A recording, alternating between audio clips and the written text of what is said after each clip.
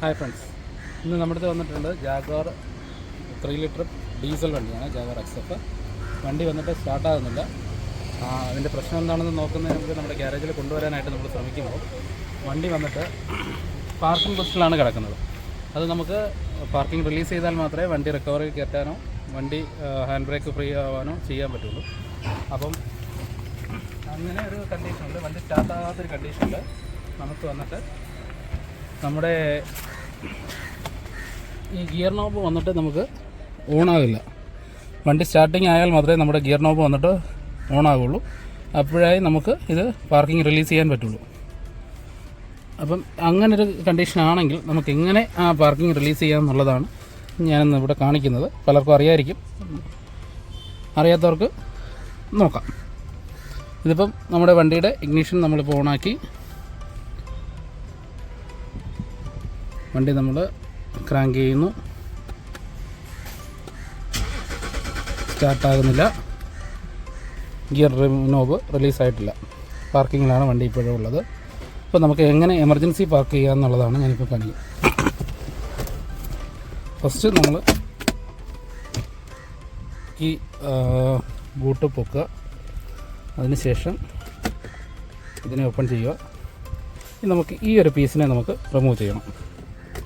ഇത് ഓൾറെഡി നേരത്തെ ഇളക്കിയിട്ടതുകൊണ്ട് വളരെ ഈസി ആയിട്ട് റിമൂവ്. 2 ലോക്ക് മാത്രമാണ് ഇതിനുള്ളത്. ഇതിനെ നേരത്തെ വണ്ടി ഇളക്കിയിട്ടുള്ളതുകൊണ്ട് ലോക്കില്ല.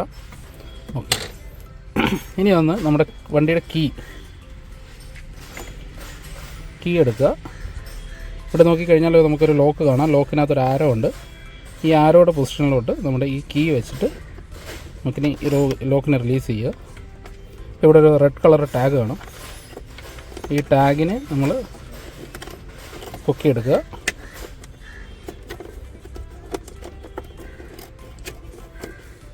പൊക്കിയെടുക്കുക. ഈ ലോക്ക് റിലീസായി കഴിഞ്ഞാൽ നമ്മൾ നേരെ മേപ്പോട്ട് വലിക്കുക. ഇപ്പം നമുക്കിവിടെ കാണാം ഒരു കേബിൾ റിലീസ് ആവുന്നത് കാണാം. ഈ ഒരു കണ്ടീഷനിൽ വണ്ടി ഇപ്പം ന്യൂട്രലായിട്ടുണ്ട്.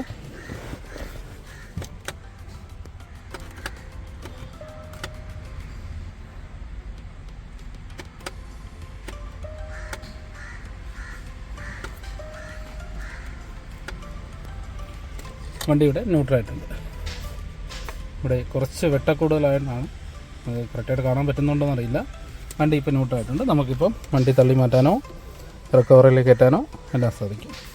ഓക്കെ, ഇൻഫോർമേറ്റീവായിട്ടുള്ള വീഡിയോ ഇനി കാണാനായിട്ട് നമ്മുടെ ചാനൽ ഫോളോ ചെയ്യുക. ഈ വണ്ടിയുടെ എന്താണ് സ്റ്റാർട്ടാകാത്തതെന്നുള്ളത് പ്രശ്നം നമുക്ക് പരിഹരിക്കാവുന്ന സമയം നമ്മൾ അതിൻ്റെ ഒരു വീഡിയോ ചെയ്യുന്നതാണ്.